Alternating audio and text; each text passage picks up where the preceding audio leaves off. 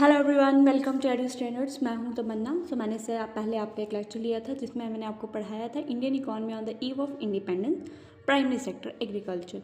वो पार्ट हमने कंप्लीट कर लिया था, जिसका लिंक आपको मेरे डिस्क्रिप्शन बॉक्स में मिल जाएगा।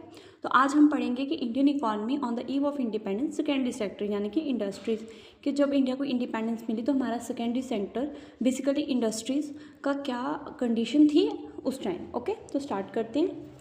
फर्स्ट पॉइंट है limited industrial base. Limited industrial base है कि इंडिया ने मतलब जो कैपिटल गुड्स होती है जैसे मशीन्स वगैरह हो गई या टेक्नोलॉजी हो गई, इस चीज़ में कोई भी इंडस्ट्री नहीं थी। जो बेसिक इंडस्ट्री थी हमारे पास वो थी कॉटन और जूट की इंडस्ट्री थी, और वो इंडस्ट्रीज़ भी मतलब जैसे बम्बई, कलकत्ता, इन एरियाज़ में थी। और बाकी जितना भी एरिया था वो सारा का सारा एग्रेरियन था, मतलब एग्रीकल्चर के ऊपर डिपेंड था। ओके, सेकेंड है हैवी रिलायंस ऑन एग्रीकल्चर। जितना भी एग्रीकल्चर से रॉ मटेरियल आता था, इंडस्ट्री सब उसी के ऊपर बेस थी, क्योंकि जो हमारी इंडस्ट्री थी वो बेसिकली कॉटन और जूट थी। और कॉटन और जूट का जितना भी रॉ मटेरियल है वो सब कहाँ पे था, तो एग्रीकल्चर के पे था। एग्रीकल्चर पे ही डिपेंड करता था हमारा इंडस्ट्रियलाइजेशन। अगर एग्रीकल्चर में फ्लक्चुएशंस आ जाती है तो इंडस्ट्रीज़ भी जो थी उसमें भी बहुत ज़्यादा फ्लक्चुएशंस आती थी। ठीक है, फ्लक्चुएशन मीन्स चेंजेस। नेक्स्ट है इनएडुकेट इंफ्रास्ट्रक्चर। आप बोल सकते हो कि डेवलप्ड इंफ्रास्ट्रक्चर नहीं था, रोड्स नहीं थे, रेलवे नहीं था, पावर नहीं था, और किसी तरीके का वेल डेवलप कोई सिस्टम नहीं था जिसके थ्रू जो है ट्रांसपोर्टेशन की जा सके, डिस्ट्रीब्यूशन किया जा सके। तो इंफ्रास्ट्रक्चर भी अवेलेबल नहीं था। ठीक है, the next point is foreign dominance in industries. ठीक है, तो इंडिया बेसिकली क्या करता था, रॉ मटेरियल था जो इंडिया का कॉटन, जूट वगैरह, वो सब रॉ मटेरियल जाता था इंग्लैंड में। ठीक है, जो ब्रिटिशर्स थे उन्होंने रेलवेज़ को जो है वो इंस्ट्रक्ट कराया था इंडिया के बीच में, और उन्होंने एक टैक्स पॉलिसी भी बनाई थी जिसको हम टैरिफ पॉलिसी बोलते हैं। उसके अंदर उन्होंने बोला था कि जो भी गुड्स हम इंपोर्ट कर रहे हैं ब्रिटिशर्स को, मतलब बाहर भेज रहे हैं ब्रिटिशर्स को, उस पर टैक्स नहीं लगेगा, और जो भी गुड्स हम मंगवा रहे हैं, ठीक है, इंपोर्ट कर रहे हैं, उन सब पे क्या लगेगा, टैक्स लगेगा।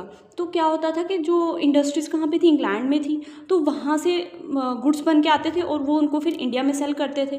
और इंडिया का जो डोमेस्टिक मार्केट था, मतलब जो लोकल पीपल जो भी प्रोड्यूस करते थे, वो इंडस्ट्रियल गुड्स को जो है वो टक्कर नहीं दे पाते थे, क्योंकि जो मशीन से गुड्स बन के आते थे वो चीप होते थे, सस्ते होते थे और अच्छे होते थे, और जो हम ऐसे बनाते थे, डोमेस्टिकली बनाते थे, वो महंगे होते थे।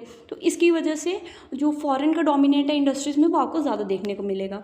नेक्स्ट है lack of skilled workforce. Skilled workforce नहीं था, मतलब आप बोल सकते हो कि इंडस्ट्रीज़ के बीच में जिस तरीके का स्किल्ड वर्कफोर्स चाहिए था, जैसे मशीन्स को चलाने वाला या जिसको नॉलेज हो किस तरीके से वर्किंग होगी, उस तरीके का जो भी स्किल्ड लेबर था, वर्कफोर्स था, वो इंडिया में अवेलेबल नहीं थी, जिसकी वजह से इंडस्ट्रीज़ के जो भी ऑपरेशन थे, जो डेवलपमेंट थी, वो नहीं हो पा रही थी। नेक्स्ट है पॉलिसी एंड इकॉनमी बैरियर्स। मैंने आपको ये पहले बता दिया कि जो ब्रिटिशर्स थे उन्होंने पॉलिसी ऐसे लगाई थी कि जो इंडिया है वो सिर्फ सप्लायर रहे किसका, रॉ मटेरियल का, किसको, ब्रिटिशर्स को, और अपना जो इंडस्ट्रियल बेस है वो किसी भी तरीके से डेवलपमेंट वो नहीं चाहते थे हो, क्योंकि अगर इंडिया में डेवलप होता तो ब्रिटिशर्स को उस चीज़ का नुकसान था। उन्होंने रेलवे वगैरह जो है वो इंस्ट्रक्ट करवाए थे, वो भी बट इसलिए कि उनको रॉ मटेरियल ले जाने में आसानी हो। इंडिया की डेवलपमेंट से उनका कोई भी लेना देना नहीं था और ना ही वो इस पर ध्यान देते थे। तो उनके लिए जो भी है, ये जितनी भी पॉलिसीज़ थी, ये डेवलपमेंट के, इंडस्ट्रियल के डेवलपमेंट में एक बैरियर्स थी, एक रुकावट थी। ओके, सो इसमें हम इतना ही पढ़ेंगे। अगर आपको चैनल पसंद आया हो और लेक्चर पसंद आया हो तो please like and subscribe the channel and press the bell icon for the upcoming videos. Thank you.